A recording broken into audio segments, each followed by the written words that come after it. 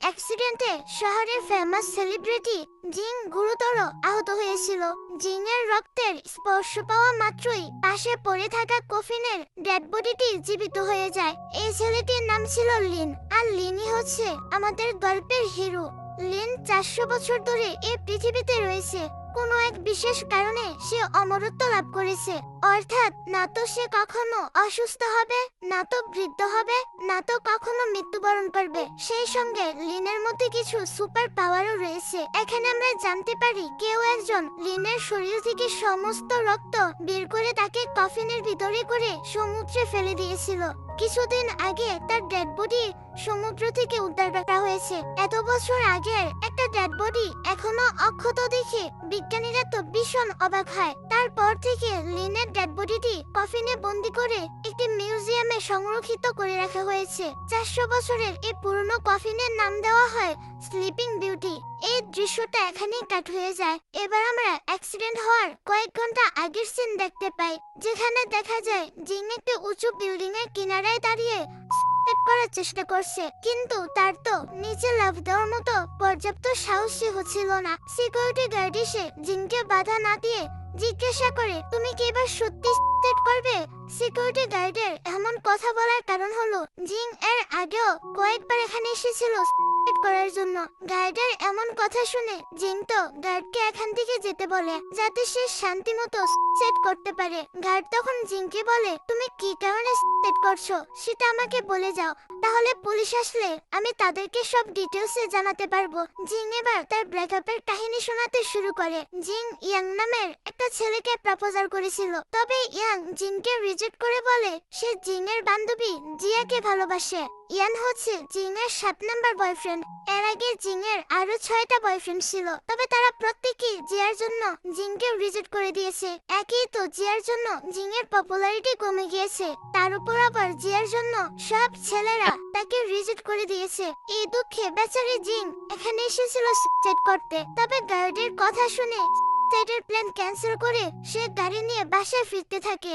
অন্যদিকে অ্যাম্বুলেন্সে করে লিনের ডেড বডিটি নিয়ে যাওয়া হচ্ছিল একটি রিসার্চ সেন্টারে, তবে অ্যাম্বুলেন্সের সঙ্গে জিং এর গাড়ির অ্যাক্সিডেন্ট হয়ে যায়। অ্যাম্বুলেন্সে থাকা দুজন লোকই ওই জায়গায় মৃত্যুবরণ করে, আর জিংও গুরুতর আহত হয়। তবে লিনের কিছুই হয় না, কারণ জিং এর রক্তের সংস্পর্শে এসে লিন তো জীবিত হয়ে যায়। এই জন্য লিনের মনে হয় তার ওই মেয়েটিকে বাঁচানো উচিত, যার জন্য সে আবারও জীবিত হতে পেরেছে।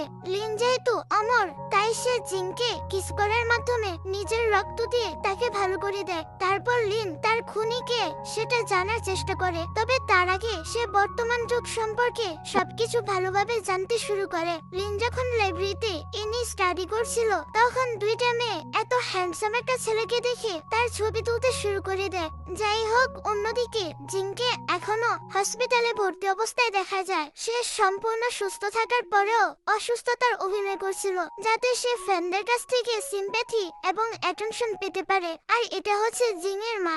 জিং এর মা তো জিংকে অনেক বকাবকি করে সুস্থ থাকার পরেও টাকা খরচ করে হসপিটালে ভর্তি থাকার জন্য, তবে জিং সেসব কথা তেমন কোনো পাত্তাই দেয় না। এখন হসপিটালের খাবার খেতে খেতে জিং তো বোর হয়ে পড়েছিল, এজন্য সে রাতের বেলা লুকিয়ে হসপিটাল থেকে বাইরে বের হয় খাবার খাওয়ার জন্য। তবে সে একটা ম্যানহোলের ভিতরে পড়ে যায়। তখন আবার লিন গাছের উপর থেকে জিংকে দেখছিল।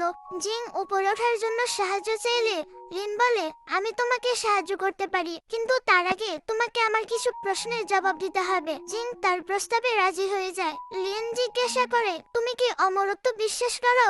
জিং মনে মনে ভাবে, এই ছেলেটা নির্ঘাত কোনো পাগল, তা না হলে কাউকে এমন প্রশ্ন করে উপরে ওঠার জন্য। জিং তো লিনকে বলে, হ্যাঁ আমি অমরত্ব বিশ্বাস করি। এবার লিন জিজ্ঞাসা করে, তুমি কি অমর হয়ে থাকতে চাও? জিং এবার ভাবে এ নিশ্চয়ই মেন্টাল হসপিটাল থেকে পালিয়ে এসেছে। জিং উত্তর দেয় সে অমরত্ব চায় না, কারণ এমনটা হলে তার কাছের সব মানুষরা মারা যাওয়ার পর তাকে একা একা এই পৃথিবীতে বেঁচে থাকতে হবে। এমন বেঁচে থেকে কি লাভ, তাই সে অমরত্ব চায় না। লিন এবার জিংকে তার চোখ বন্ধ করতে বলে। জিং চোখ বন্ধ করার কয়েক সেকেন্ডের মধ্যে লিন তাকে নিয়ে উপরে উঠে যায়।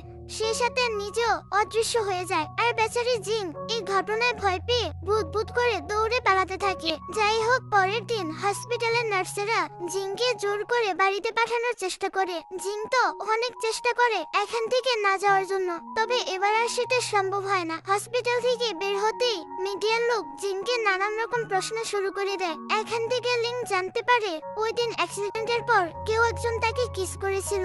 এটা শুনে জিং তো পুরাই শকড হয়ে যায়। বাড়ি ফিরে জিং ঠিক করে আরো 2 মাস পর থেকে সে কাজ শুরু করবে, কিন্তু সে জানতে পারে 1 মাস হসপিটালে বসে থাকার জন্য তার সেভিংস এর অনেক টাকাই খরচ হয়ে গিয়েছে। সেই সাথে তার গাড়িটাও এখন আর নেই। এটা শুনে জিং তো ছোটখাটো একটা ঝটকা খেয়ে যায়। এদিকে আজকে আবার ইয়ান আসে জিং এর সাথে দেখা করতে।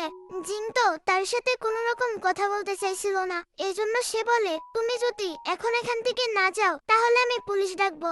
ইয়ান বলে, আরে পুলিশ তো আমার সামনেই দাঁড়িয়ে রয়েছে। মানে সে নিজের কথাই বলছিল আর কি। ইয়ান জিংকে সরি বলে, কারণ সেদিন সে সবার সামনে তাকে রিজেক্ট করেছিল। তবে ইয়ান শুধু সরি বলতে না, আরো একটা কারণে এখানে এসেছিল। সে মূলত জিং এর অ্যাক্সিডেন্টের বিষয়ে ইনভেস্টিগেশনের জন্যই জিং এর সাথে কথা বলতে চাইছিল, কিন্তু জিং তো তার কোনো কথা না শুনি ইয়াং এর মুখের উপর দরজা বন্ধ করে দেয়। কিছুক্ষণ পর জিং লিনের হার্টবিট ফিল করতে পারে। সে বাইরে এসে অন্ধকারে লিনকে দাঁড়িয়ে থাকতে দেখে। আসলে যেহেতু জিং এর রক্ত পেয়ে লিন জীবিত হয়েছিল আর লিনের রক্ত দিয়ে জিং সুস্থ হয়ে উঠেছিল, তাই তারা দুজন 100 মিটারের মধ্যে থাকলে তারা একে অপরের হার্টবিট শুনতে পাচ্ছিল। এখানে লিন তো আবারও অদৃশ্য হয়ে যায়। তখনই সেখানে জিং এর 6 নাম্বার বয়ফ্রেন্ড চ্যান আসে। চ্যান ছিল একজন সায়েন্টিস্ট। সে ওই 400 বছর পুরনো কফিনের ভিতরের মমিটাকে নিয়ে গবেষণা করছে। চ্যান জিংকে লিনের ডেড বডির ছবি দেখালে জিং তো ভয় পেয়ে যায় এবং চ্যানকে বাড়ি থেকে তাড়িয়ে দেয়। চ্যান ইয়ানকে ফোন করে আলোচনা করছিল ওই অ্যাক্সিডেন্টটা হয়তো প্রি প্ল্যানিং ছিল মমিটা চুরি করার জন্য। ওদের দুজনের আরো মনে হচ্ছিল জিং এর উপর আবারও হামলা হতে পারে। দূর থেকে লিন চ্যানদের সব কথাই শুনতে পায়। পরের দিন জিয়া আসে জিং এর সাথে দেখা করতে। তাদেরকে কথা বলার সুযোগ করে দিয়ে জিং এর অ্যাসিস্ট্যান্ট রং বাইরে চলে যায়। জিয়া জিংকে জিজ্ঞাসা করে এতদিন সে কেন তার কল রিসিভ করছিল না। জিং বলে, প্রয়োজন মনে করিনি, তাই তোমার কল রিসিভ করিনি। জিয়া তখন বলে, তোমার বয়ফ্রেন্ডেরা আমাকে পছন্দ করলে সেখানে আমার কি দোষ? আমি কি করব? আমি তো তাদেরকে পছন্দ করি না। তাদের জন্য শুধু শুধু তুমি আমার উপর রেগে রয়েছো। এইসব বিষয় নিয়ে এখানে 2 বান্ধবীর মধ্যে কিছুটা কথা কাটাকাটি হয়। অন্যদিকে লিন জিং এর ব্যাপারে খোঁজ নিয়ে জানতে পারে চ্যান আর ইয়ান দুজনই জিং এর এক্স বয়ফ্রেন্ড, যারা কিনা জিংকে প্রটেক্ট করার চেষ্টা করছে। এবার লিন জিং এর বাড়িতে থাকার প্ল্যান করে যাতে সেও জিংকে প্রটেক্ট করতে পারে। আসলে জিং এর রক্তের জন্য যেহেতু লিন জীবিত হয়েছে, তাই তার কাছে মনে হচ্ছিল জিং এর যদি কোনো কিছু হয়ে যায় তাহলে তারও কোনো ক্ষতি হতে পারে। পাশাপাশি জিং এর বাড়িতে থেকে লিন নিজের খুনিকেও খুঁজে বের করতে পারবে। এখানে আরেকটা কথা বলে রাখি, লিন তার পূর্বের অনেক স্মৃতি ভুলে গিয়েছে, ফলে কে তাকে খুন করেছিল এটা সে মনেই করতে পারছিল না। তো লিন চলে যায় জিং এর বাড়িতে। জিং তো মনে করেছিল ডেলিভারি বয় এসেছে খাবার নিয়ে, কারণ সে খাবার অর্ডার করেছিল। এই ভেবে সে দরজা খোলে, কিন্তু দেখে এটা ডেলিভারি বয় নয়, বরং লিন ছিল।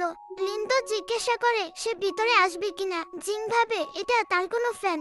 এই ভেবে সে তাড়াতাড়ি করে দরজা বন্ধ করে দেয়। তবে লিনের কাছে তো অনেক পাওয়ার রয়েছে, সে অনায়াসেই বাড়ির ভিতরে ঢুকে পড়ে। লিনকে বাড়ির ভিতরে দেখে জিং তো একদম শকড হয়ে যায়। জিং এর হঠাৎই মনে পড়ে গতকাল বাড়ির বাইরে সে এই ছেলেটাকে দেখেছিল যে রহস্যজনক ভাবে তার দিকে তাকিয়েছিল। লিন এবার বলতে শুরু করে সে অমর। 400 বছর ধরে সে এই পৃথিবীতে রয়েছে এবং এখন সে তার খুনিকে খুঁজে বেড়াচ্ছে। তার এসব কথা শুনে ভয় পেয়ে জিয়ান তো পালাতে শুরু করে। সিঁড়ি দিয়ে নামার সময় সে পড়ে যেতে গেলে লিন তো ফুল স্পিডে এসে তাকে ধরে ফেলে। এই দেখে জিন তো এবার লিনকে মনস্টার ভাবতে শুরু করে। জিন আরো জানতে পারে ওই দিন অ্যাক্সিডেন্টের পর লিনি তাকে কিস করেছিল। লিন বোঝায় সে কোনো মনস্টার না, আগে সে জিনের মতোই নর্মাল একজন মানুষ ছিল, তবে কোনো একটা কারণে সে পরে অমরত্ব লাভ করেছে। লিন এবার জিনের বাড়িতে থাকতে শুরু করে আর জিনও প্ল্যানিং করতে থাকে কিভাবে ওকে বাড়ি থেকে ভাগানো যায়, তবে জিনের সব প্ল্যানই ফ্লপ হয়ে যায়। অন্যদিকে আমরা জিয়া এবং তার ফিয়ন্সে হংকে দেখতে পাই, যার সঙ্গে কিছুদিন পরে জিয়ার বিয়ে হবে। এদিকে অ্যাসিস্ট্যান্ট রং জিনের বাড়িতে এসে লিনকে দেখে ভাবে সে ভুল অ্যাড্রেসে চলে এসেছে। পরে দেখেন না এটা তো জিনেরই বাড়ি। সে বুঝতে পারছিল না জিনের বাড়িতে এই ছেলেটাকে।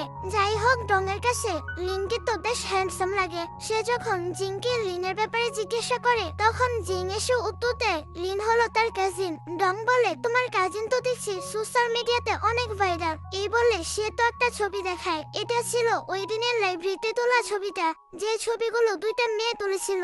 রং যেহেতু হ্যাকিং জানতো, তাই জিন তাকে হ্যাক করে লিনের সব ছবি সোশ্যাল মিডিয়া থেকে ডিলিট করে দিতে বলে। কথায় কথায় জিন লিনকে জিজ্ঞাসা করে সে মনিস্টার কিভাবে হলো। লিন বলে সে কোনো মনিস্টার না।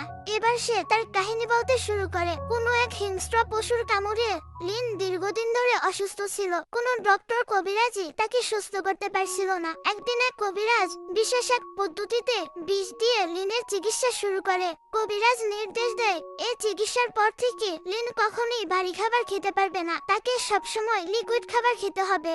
তো এই চিকিৎসায় লিন ভালো হয়ে যায়। সেই সঙ্গে তার মধ্যে কিছু সুপার ন্যাচারাল পাওয়ার চলে আসে, যেমন শরীরের কোন অংশ কেটে গেলে তা দ্রুত ঠিক হয়ে যেত।